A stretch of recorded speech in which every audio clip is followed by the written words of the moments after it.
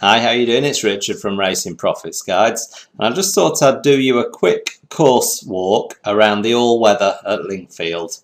I walked around the track this weekend with my video camera, and I thought it'd be useful to run through it because it'll help people understand watching the video why we talk about Lingfield being far more undulating than the other all-weather tracks. It's left-handed, as you can see here, just like Southwell and Wolverhampton. However, it is noticeably downhill along this back straight here, and also there are gentle uphill sections as well, so far more undulating than the other three all-weather tracks in the UK, which are all very flat, pancake flat you'd say, whereas Lingfield does have slight undulations. So if you look at this video in the top corner, we're starting at the finish line here and we're going to walk around Lingfield, although I will speed it up a bit obviously to save time.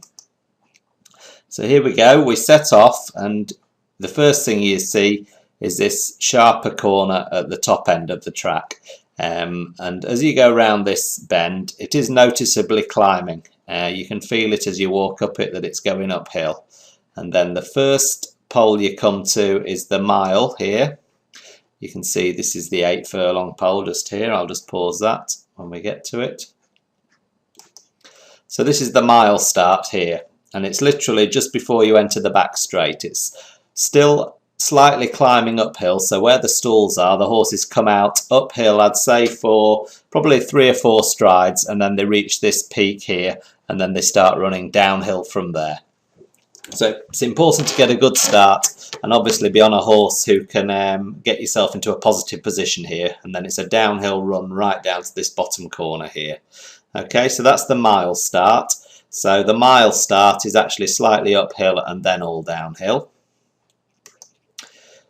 And then, as I say, as we come round the corner here, you'll see it start to level out and then start to go downhill from about here. It drops downhill. And we should be approaching, you can see the stalls ahead on the left there. And that's the 7 furlong start we're just approaching now. So you can see the stalls here. So the stalls are usually about here for the 7 furlong start. You can see it's just over halfway down the back straight.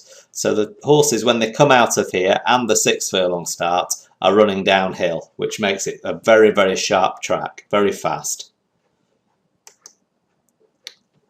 So as we carry on here, we'll head down the back straight. So you can see it's dropping down here.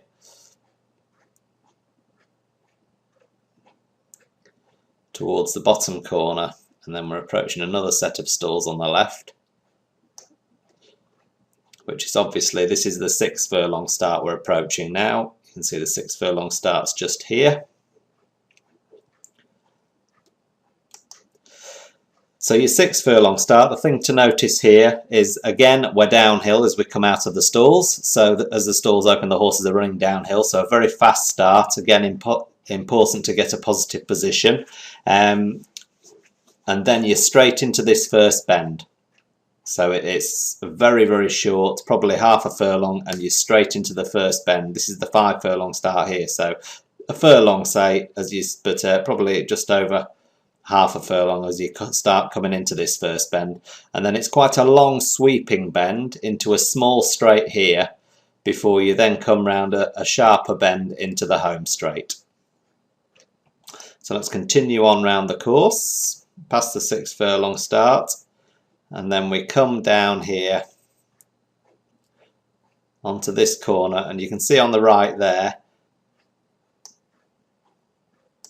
see on the right here, that's actually the chute where the 5 furlong course comes in. So the stalls are just set up in here, and that's the 5 furlong start there.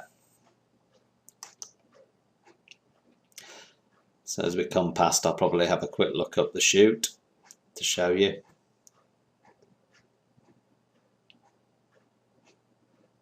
And there you are.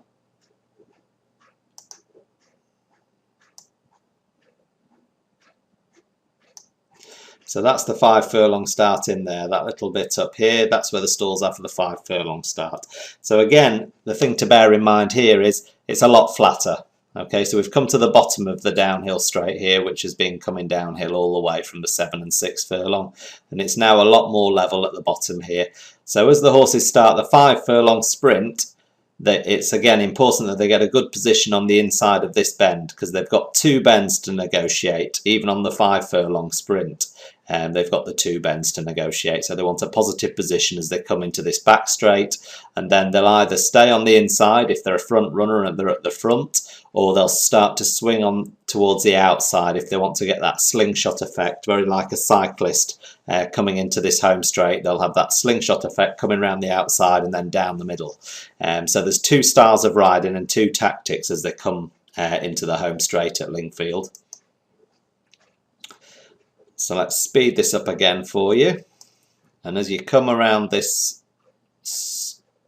corner here, you can see then that we hit another small straight, as I say. It's just past the 4 furlong pole there. And you come down this straight, and then you'll hit the 3 furlong pole is just coming up here.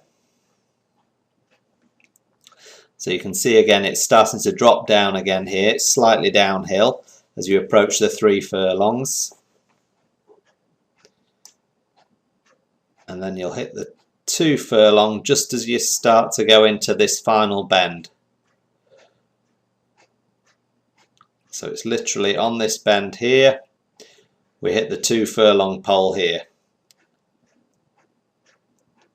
as we come into the home straight. So as I say, these horses can go around the inside if they're front runners, and then they're going to be out of trouble, then they'll stay around the inside here.